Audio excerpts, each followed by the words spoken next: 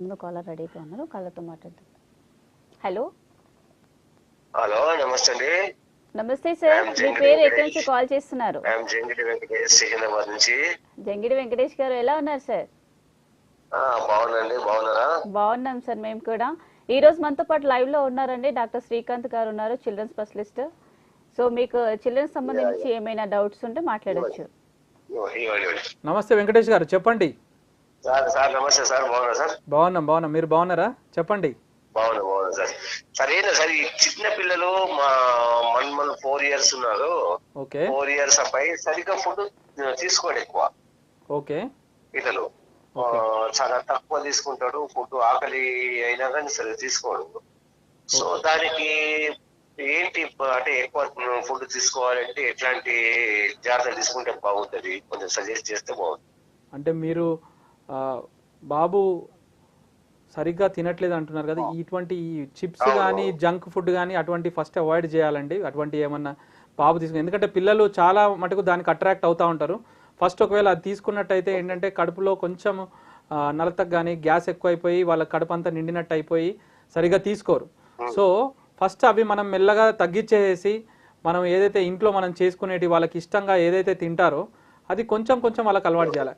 ఇక్కడ మనకు స్టడీస్ ఏం చెప్తున్నాయంటే పిల్లలకి ఒక టేస్ట్ అలవాటు కావాలంటే మినిమం వాళ్ళకి 5 నుంచి 8 సార్లు వాళ్ళకి అది తినిపించి చేయాలి.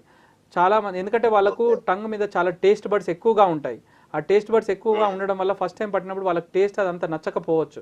సో 4-5 సార్లు వాళ్ళకి అది అలవాటు చేయగలిగినప్పుడు 5వ సారికి ఒక్కొక్కసారి నచ్చి తింటారు, కొంతమంది 8 సార్లు నచ్చి తింటారు. సో ఒక్కొక్కరికి ఒక్కొక్క ఐటమ్ అనేది కొంచెం టైంతోని అలవాటు అవుతుంది.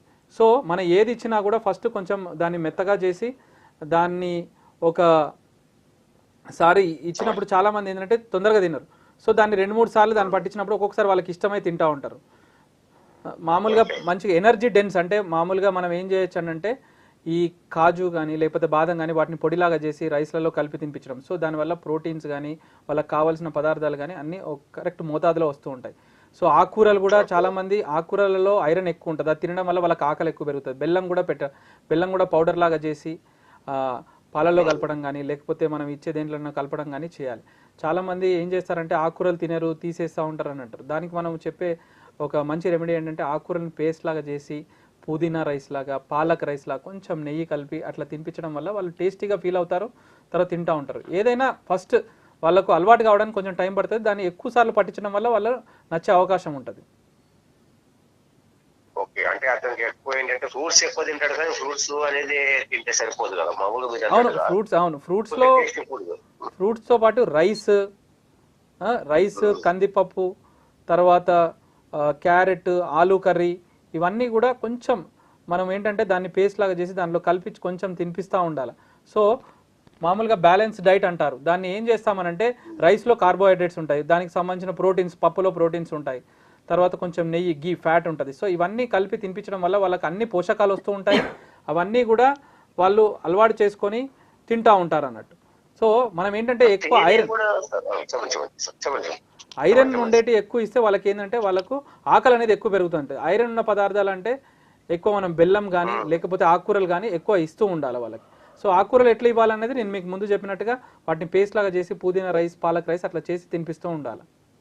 దాంతోపాటు అవసరమైతే అంటే ఇంకొకటి ఏంటంటే కొంతమంది ఇట్లా తింటూ ఉంటారు, వాళ్ళకి ఏమన్నా నుల్లి పురుగులు ఉంటే కూడా ఒక్కొక్కసారి దీనివల్ల కొంచెం ఆకలి తగ్గిపోయే అవకాశం ఉంటుంది. దానికి సంబంధించిన మందులు మనం ఒకసారి డాక్టర్ దగ్గరికి తీసుకెళ్ళి చూపించి అవసరమైతే ఆ మందు కూడా వాడుకుంటే వాళ్ళకి ఏమైనా కొంతమంది ఆకలి పెరిగే అవకాశం ఉంటుంది.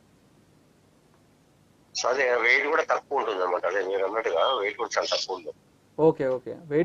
ఉంటుంది.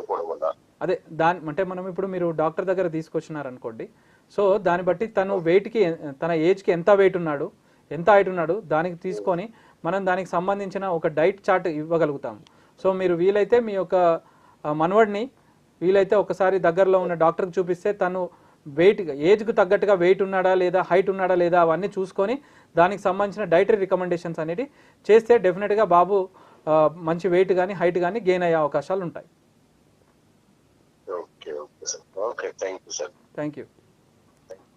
Thank you for calling Venkatesh గారు.